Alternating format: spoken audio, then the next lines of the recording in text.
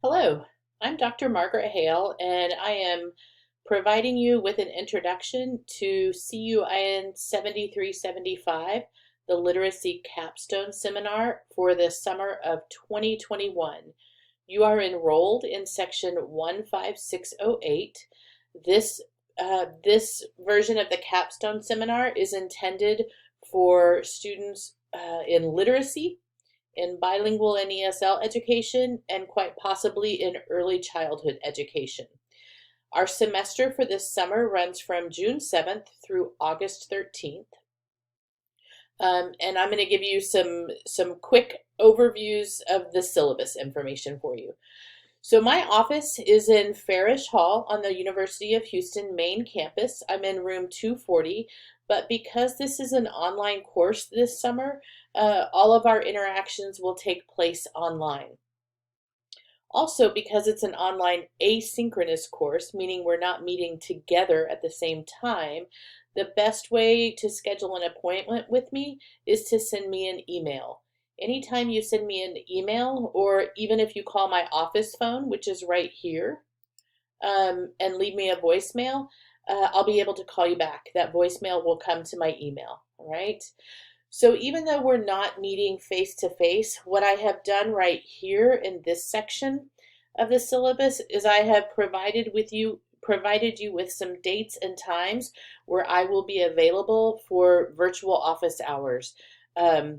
Every one of these days and times, I'll log on to our Microsoft Teams team and I'll be there. It's just like a Zoom room. It's a Microsoft Teams room. So at any point, if you have questions, feel free to drop in during these times. I'm happy to meet with you at other times online. Just shoot me an email request or call and leave a voicemail and it will come to my email. Here's a little bit of information about distance education for you. I want to give you a little bit of information about the course, though. You guys are all seeking a master's degree, so I have full faith that you can read through the syllabus on your own. I just want to highlight some things for you. So the Capstone Project is the culminating project in our MED program in curriculum and instruction. Students in the majority of our specialization or program areas complete a capstone project throughout their MED course of study. This is a chance for you to either begin or to continue the systematic investigation of a topic of study that's related to your specialization area. You may have already begun this process in some other courses, or you may be beginning it this summer. Your capstone project, what you'll complete in this course is just the initial work. Your final capstone project will be completed through the guidance of your faculty advisor and program area faculty and submitted in your last semester of coursework in the MED program. This course is one of the 3 required courses across all of the curriculum and instruction MED programs. The other 2 required seminars are Professional Seminar 1 and Professional Seminar 2. All right. So for our course, we use Blackboard Learn. Here's a link to log on to it. You will be added to that course very soon, prior to the first date of class. We also use Microsoft Teams. This is my first summer to use Microsoft Teams for this course. To access Teams, you'll go to Access U of H. You'll click on the Office 365, open Microsoft Teams, and if you're not already part of the 7375 team, then you'll want to join it. Within Microsoft Teams, we can use the chat feature, which is like a continuous chat, and if you have notifications set up, they'll come to your phone. It's kind of like a group text message, which can be helpful when you have a last minute question or a question that you need a response to pretty quickly because of a deadline. That's where I'll be for open office hours, and so these links up here for open office hours, that's where it'll take you. The links should all be correct now. And then also I'm setting up some channels in there for your group work. It's a little bit I like it a little bit better than the discussion board for some things because it's a private channel for you and your partner or teammates. Here's all of the technology requirements. You all have probably already been enrolled in an online course in this program, so you're familiar with these, but you'll want to make sure, just skim over them and make sure that you can do all of these things and that you have all of the required technology. So for participation and attendance, this is an online asynchronous course. So you're kind of working on your own time, even though I give you deadlines. So it's semi self-paced. But the deadlines are important, and it's important to know that I generally do not accept late work. There would have to be an extreme emergency documented with some official proof. So a doctor's note, that kind of thing. It says after 3 unexcused absences, you'll be dropped from the course, but since we're not meeting, that doesn't apply. Please know that I expect you guys are enrolled in a graduate program. I expect you guys to adhere to the deadlines and to get things accomplished in the necessary time. Here are some important dates for you. Here's the plan for instructional continuity. Because it's an online asynchronous course, I know hurricane season began June 1st, but know that we're going to keep working through this because it is online asynchronous. If there's one thing the pandemic taught us, it's that we can continue distance education despite some of the disasters that occur. Here are some assignment details for you, and I'll go through these briefly. I'll provide more information as the semester gets underway. Please know that technology failures are not going to be accepted as a reason for missing an assignment due date. It's an online program. Make sure your technology continues to work. Have some backup plans. So the first thing you're going to do is record a getting to know you video, and you're going to post a link to it, a link, not the actual video, onto the discussion board by June 12th. This is a way for us to get to know each other. The easiest thing to do is record the video using whatever method you prefer, Zoom, Screencast-O-Matic, just your smartphone, whatever. Upload that video either to a private channel that you create, or the easiest way is to upload it to your OneDrive account. As a student at the University of Houston, you have access to the Office 365 suite, which includes a OneDrive account, and then just include a link to it in your Blackboard post. Make sure you hyperlink it. Makes it much easier for everybody. And then you just need to make sure that wherever you store it, you've made it viewable by your peers. So tell us a little bit about who you are, what you're studying, why you're pursuing this master's degree, professional goals, anything else you want to share. I'll record my video later on and I'll post it as an example for you. Don't make it too long. You know, it's just a chance for you to introduce yourselves to each other. Know that because we're online asynchronous, we're not really going to see each other very much. So this helps us start to build some relationships. It's important that you view each other's videos.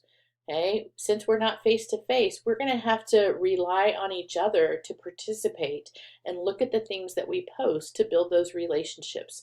So by the 19th, view your peers' videos and maybe even post some comments in the discussion board, all right?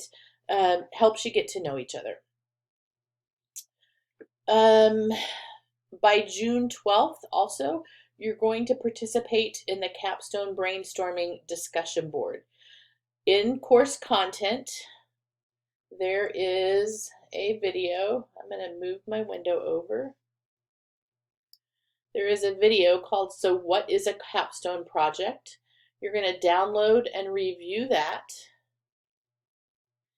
And then I want you to start brainstorming. What are some things that you might want to research?